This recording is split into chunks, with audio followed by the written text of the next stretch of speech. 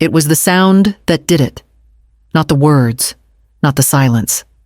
The sound, a thud from upstairs, deep, sharp, final. I paused at the kitchen sink, the dish rag still in my hand, and listened. Our old house had its own language, the creak of floorboards, the hum of the heater, the whisper of old windows. But this sound didn't belong to the house. This was human, intentional. A suitcase dropped onto hardwood. I dried my hands slowly. Walked past the framed photos on the hallway wall, Calder in high school, Jude as a toddler, Linda holding them both, and climbed the stairs. Each step louder than the last. The door to Calder's room was open. He didn't even try to hide what he was doing. His black suitcase lay open on the bed like a gaping mouth, half full with clothes shoved in at odd angles. No folding, no thought, just escape. I didn't know you had a trip planned, I said from the doorway. He didn't look up. Last minute, work thing. I stared at the glow of his laptop screen. Multiple tabs open. None of them work-related. One was a weather forecast for Jacksonville. Another was a rental listing. My chest tightened. Calder. My voice came out quieter than I expected. Where are you really going? He zipped the suitcase without answering. You can't just leave like this. Jude. He'll be fine, he said, finally meeting my eyes. You've done a better job with him than I ever could. There was no affection in his voice, just resignation, maybe even relief. He's your son. He's safer with you. He stepped around me, carrying the suitcase like it weighed nothing. I followed him down the stairs, my hands shaking. Jude was at the dining table doing algebra, head bent over his notebook. He looked up as we passed. Going somewhere. Dad. Just for a bit, Calder mumbled. Jude didn't say anything else. He just watched his father leave, eyes too calm for a boy that age. The front door closed behind him, not with a slam, but a soft, definite click. And then Jude turned to me and said, Don't worry. Grandma, I'll handle it. After the door clicked shut, neither of us moved. I stood in the hallway, one hand still resting on the wall like I needed it to stay upright.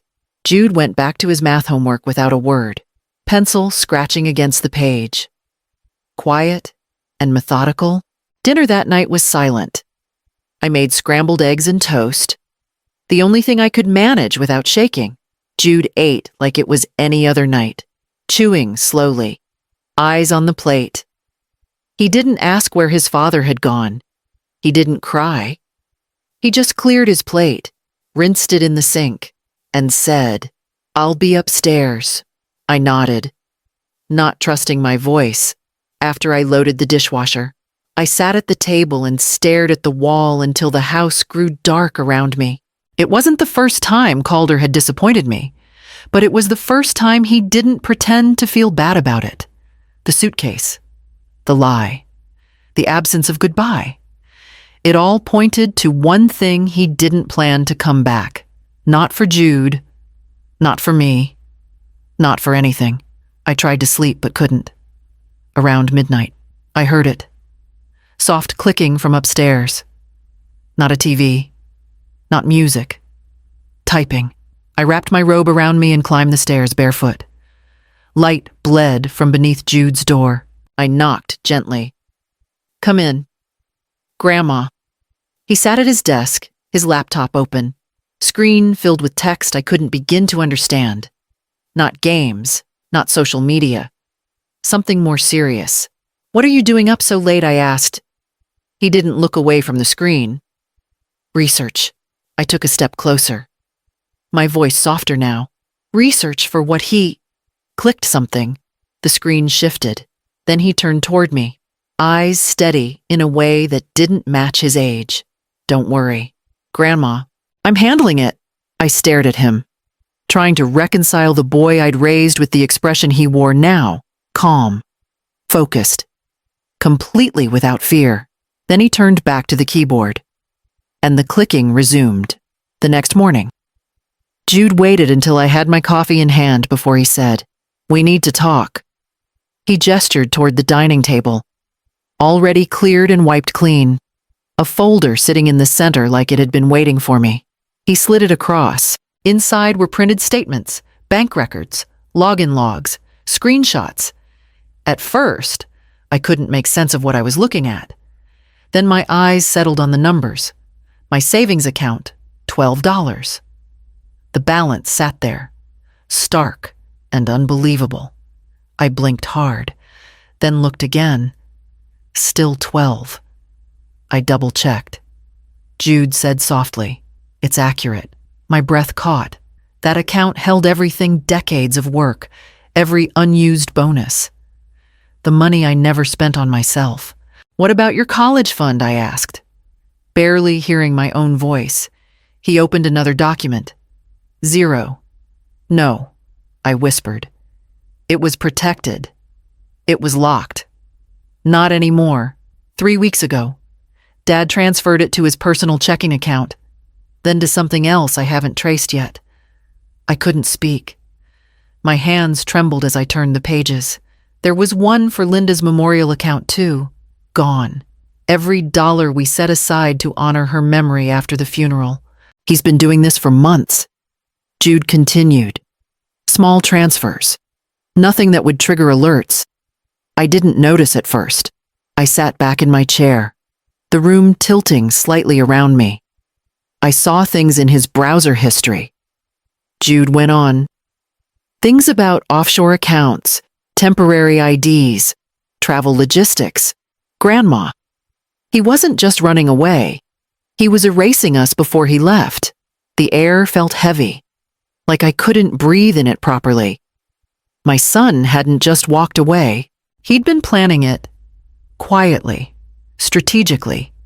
While I made dinner and folded laundry and thought we were a family, Jude reached into his backpack and pulled out his laptop. "I want to show you what else I found." Jude opened his laptop and clicked through several tabs. One showed a glowing photo of a woman in a blazer, smiling in front of a brick office building. "Vanessa Lennox," he said. "She's a financial advisor at Meridian Financial downtown. She's been working there for just under 2 years." I stared at the screen. Dark hair, 2 white teeth, curated smile. Nothing about her looked dangerous, but there was something hollow in her eyes. "She's the one Dad's been seeing," Jude added. I found messages between them, emails, a few texts he backed up on his cloud account. "She's not just his girlfriend. She's been helping him." He clicked another tab, a LinkedIn profile, then another, an archived employee roster from a firm in Toledo. She used to work at Premier Investment Services. But I found a police report. She was investigated for embezzlement and falsifying statements. The charges were dropped when she agreed to resign and repay some of what she took. I pressed my hand to my chest. It felt like something was pressing back. "How did she get hired again?" I asked. Barely above a whisper. Either they didn't check her background, or she used a reference who covered for her. But that's not all. Jude pulled up an email chain messages between Calder and Vanessa, casually discussing bank transfers and risk timing. One mentioned draining the last account by Friday. Another listed fake investment codes and referenced my name. I couldn't look away. She coached him through all of it. Jude said he gave her access to everything. And still, part of me wanted to believe Calder had been tricked, misled, pulled into something he didn't understand. But as I scanned the emails again, there was no trace of confusion, just strategy. Her online presence is spotless. Jude continued. Photos, quotes, professionalism. But none of it's real. She's built a brand one that hides who she is. He clicked again, and a new folder opened on his desktop. And she's not just stealing from us.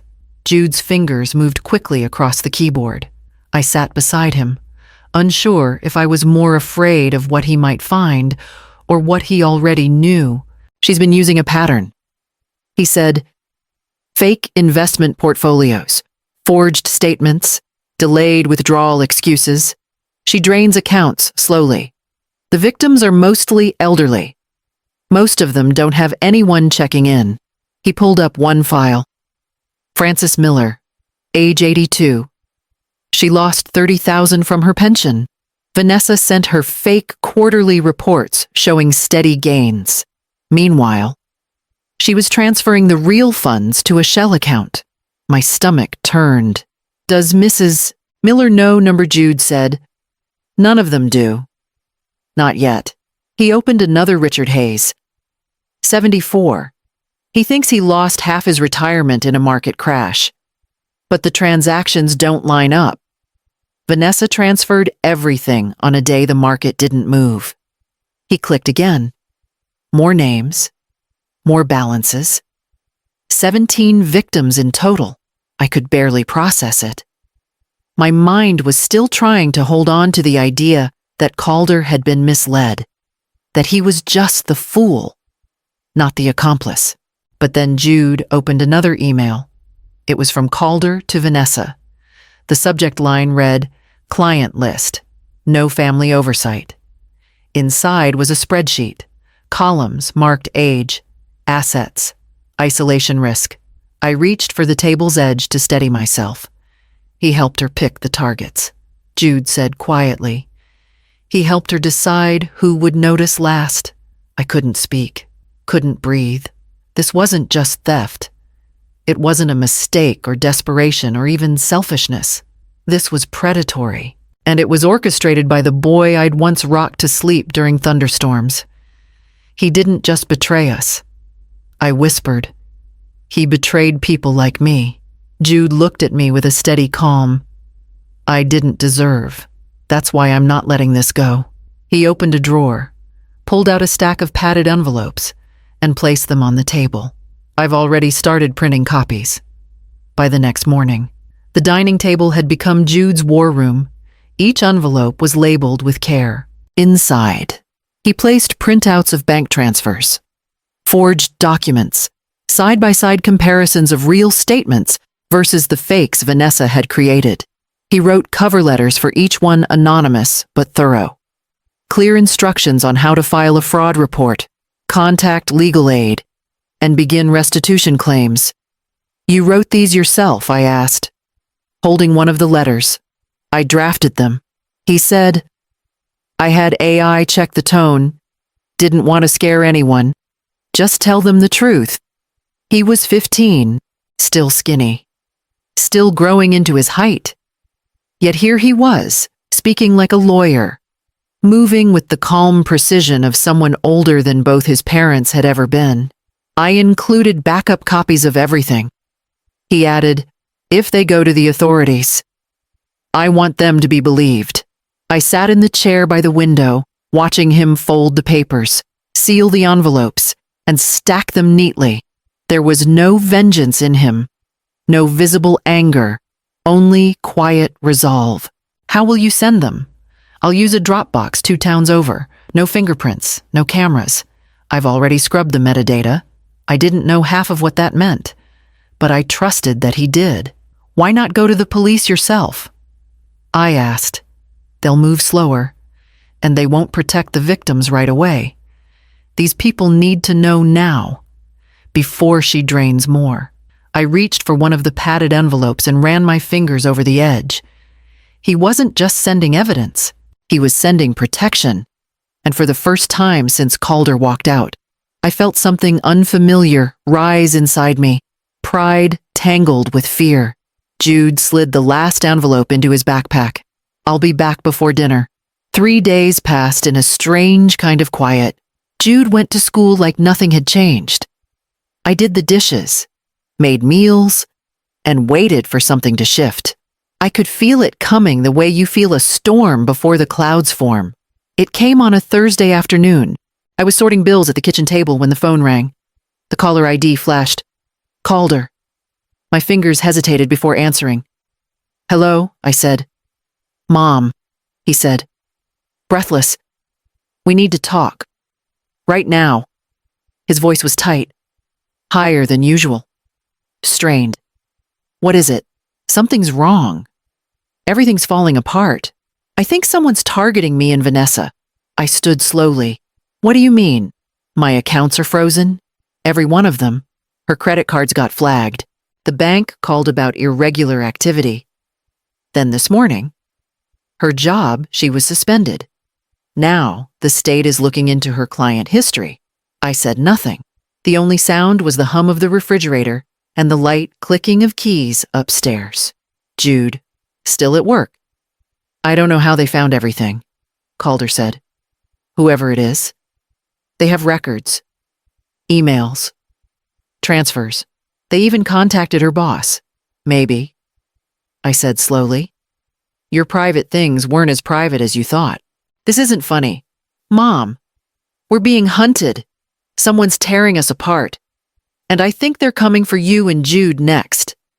The irony twisted deep in my chest. Where are you staying? I asked. A motel outside town. Room paid in cash. Vanessa's panicking. She thinks we're being watched. I glanced toward the stairs. Jude's door was cracked open. I could see him at his desk. Eyes locked on the screen, headphones on, laser focused. Mom, Calder said, voice catching. I know I messed up. I didn't mean for it to get this bad. How bad did you mean for it to get? He didn't answer. I heard rustling, the sound of pacing, a curse muttered under his breath. We just needed a head start. He said, we were going to pay everything back. It was temporary. I swallowed hard.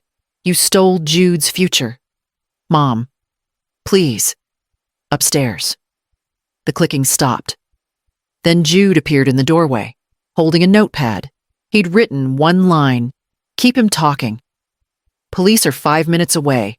Running is the only thing that'll keep me out of prison, Calder said, his voice unraveling. You have to help me. Mom, please. I held the phone tighter, heart pounding. Jude stood silently in the doorway, watching me, not moving, not blinking. Then he turned toward the window and pulled back the curtain. Just enough to see the street. I followed his gaze without turning my head.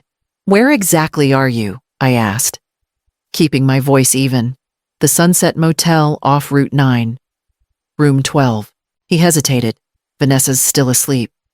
We were up all night trying to figure out who's doing this to us. I nearly laughed. Us. You sure no one followed you there? Pretty sure. He said. Why before I could answer? I heard something muffled voices in the background. A firm knock. Then another. Hold on, he said. I closed my eyes, listening. What the hell? Calder's voice cut off suddenly. The next sound was sharper. Metal against metal. The snap of handcuffs. A man's voice reading rights, Craig Moreau. You are under arrest for identity theft, wire fraud, and conspiracy to commit embezzlement. Then silence. The line went dead. I lowered the phone slowly and looked across the room at Jude. He didn't say anything, just walked to the table, opened his laptop, and began typing again. Calm, focused. The war was over. Now came the rebuilding. 6 months passed. We moved to a smaller place across town, modest, manageable, and quiet. The old house held too many echoes. I was reading on a rainy Tuesday when Jude burst through the front door, soaked and breathless, holding an envelope with the state seal on it. His cheeks were flushed, not from the cold, but from something deeper satisfaction. It came, he said, placing the envelope in my hands. Inside was a letter from the district attorney's office and a restitution check made out to me for $18,000. They liquidated some of Vanessa's assets. He explained. The car, her investments, jewelry. It's not everything, but it's something. I sat in silence, reading every line, even the ones that didn't matter. $18,000, more than I thought we'd ever see again. Not enough to replace everything, but enough to breathe. And the others, I asked. 12 families helped so far. He said, A few got more back than we did. Some still haven't filed. But they have what they need. He didn't look like a boy. Not anymore. He spoke with the poise of someone used to carrying burdens twice his size. You've done something good, Jude, I said softly. He nodded, but didn't linger. He pulled out his laptop and sat at the kitchen table, opening documents, checking messages, following up on one more case. No celebration, no pause. I watched him for a long time, wondering when the last time was that he'd built something out of Legos, or laughed without purpose, or asked for help. The check sat between us on the table, crisp and hopeful, but what it really bought back was the smallest sliver of peace. Jude glanced up from his screen. Dad's sentencing is tomorrow. The envelope with the check still sat on the side table when the phone rang. I didn't need to look at the caller ID to know.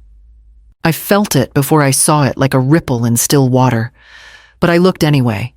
Springfield Correctional Facility. I let it ring. Once. Twice. My thumb hovered near the answer button. Part of me still wanted to hear his voice, to ask why, to scream, to forgive. I wasn't sure which. The phone rang a third time, upstairs. I heard Jude's voice, calm, measured. A familiar rhythm now. He was on another call, walking someone through a process, helping them trace a stolen account. An elderly couple from Michigan this time. Their grandson had given them Jude's number after someone wiped their retirement clean. I closed my eyes and let the phone ring again. When it hit the sixth ring and went to voicemail, I exhaled. Then, without thinking, I turned the phone off completely. It wasn't that I hated Calder. I didn't. Hate takes energy. It takes space. What I felt was emptier than that. A silence where love used to live. He made choices, one after another, and then one more. And Jude had picked up every piece, every lie, every shattered thing, and turned it into something useful, something right. I stood quietly in the kitchen, listening to the soft sound of his voice through the floorboards, explaining documentation, offering reassurance, giving someone else back a piece of their dignity. He hadn't asked to become the one people depended on, but he became it anyway. The house smelled like coffee and printer ink and spring air through open windows. Life was moving forward, bit by bit. The phone stayed off, and I went back to my chair, letting his voice guide the room with something I hadn't felt in a very long time: continuity.